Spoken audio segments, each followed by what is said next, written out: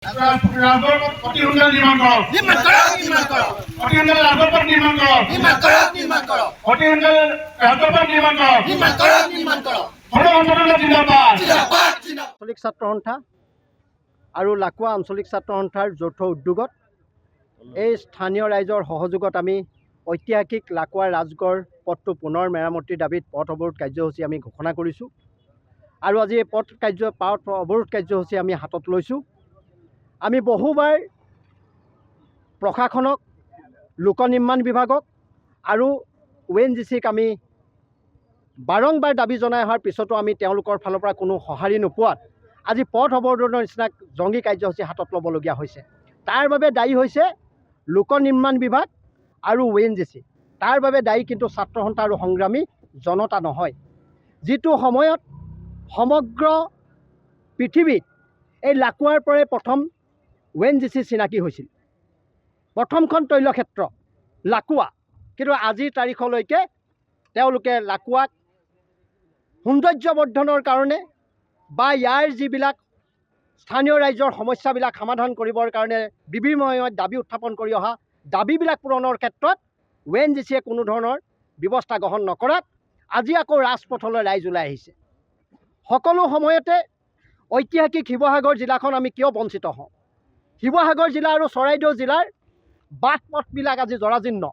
অসম চৰকাৰে বিভিন্ন সময়ত ডাঙৰ ডাঙৰ বিজ্ঞাপন দি অসমৰ মুখ্যমন্ত্ৰী ডক্টৰ হিমন্ত বিশ্ব শৰ্মা ডাঙৰীয়া আৰু তেওঁ গড়কাপ্তানি বিভাগৰ দায়িত্বটো আছে।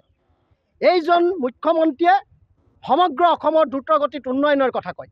আজি এই প্ৰতিবাদস্থলীৰ পৰা সেই অসমৰ মুখ্যমন্ত্ৰীগৰাকীক আমি আমন্ত্ৰণ জনাইছোঁ, শিৱসাগৰৰ চৰাইদেউ জিলাৰ বাট পথবিলাক আপুনি আহি পেলাই নিজে পৰিভ্ৰমণ কৰক।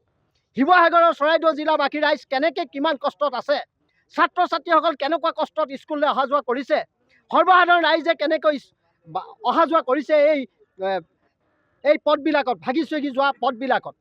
কিন্তু তেওঁলোকে কোনো ধৰণৰ ব্যৱস্থা গ্ৰহণ নকৰি অকল জালুকবাৰী সমষ্টিটো উন্নয়ন হোৱাৰ কাৰণে তেওঁ ভাবিছে গোটেই সমগ্ৰ অসম উন্নয়ন হৈছে। এই কথা যদি ভাবিছে তেওঁ মূৰ্খৰ স্বৰ্গ ৰাজ্যত বাস কৰাৰ বাহিৰে বেলেগ কথা একো নহয়।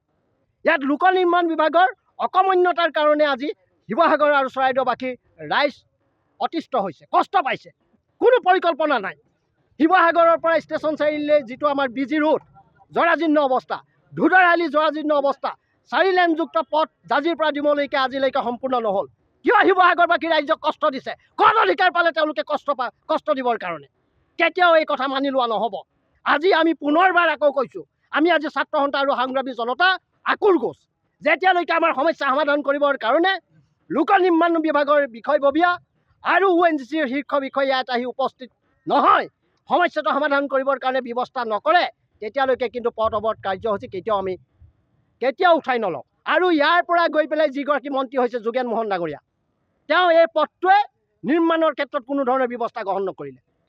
শেহতীয়াকৈ এইটো ডিমৌ সমষ্টিত অন্তৰ্ভুক্ত হৈছে এটা ছাইট। সীমা মামৰা সমষ্টি আৰু ডিমৌ সমষ্টি সীমা নিৰ্ধাৰণ কৰিছে ৰাজগড় পথটোৱে। এই সীমাটো তেওঁলোকে ঠিক কৰিব পৰা নাই, সমষ্টি কি উন্নয়ন কৰিব তেওঁলোকে? সেইকাৰণে এই দুইজনৰ জনপ্ৰতিনিধিক আমি আজি এই সংগ্ৰামৰ জৰিয়তে তীব্ৰ ভাষাৰে গৰিহণা দিছোঁ। মূল দাবী ঐতিহাসিক ৰাজগড় পথৰকে আৰম্ভ কৰি শিৱসাগৰ বাট পথবিলাক ঠিক কৰিব লাগিব। আৰু আপোনালোকৰ মাধ্যমৰ জৰিয়তে কৈছোঁ, ছাত্ৰ সন্থাই নাজিৰা নগৰৰ দিখৌ দলঙৰ কাষত যিটো নাজিৰা নগৰলৈ আদৰণি জনায়, সেইটোতে যি প্ৰকাণ্ড পুখুৰী সদৃশ গাঁত, সেই গাঁতবিলাকৰ পুনৰ নিৰ্মাণ কৰি পথটো যাতায়াতৰ সুবিধা হোৱাকৈ তাতো ছাত্ৰ সন্থাই এনেকুৱা ধৰণৰ আন্দোলনৰ কাৰ্যসূচী হাতত ল'ব বুলি আজি আপোনালোকৰ মাধ্যমৰ জৰিয়তে প্ৰশাসনক আমি জনাই দিছোঁ।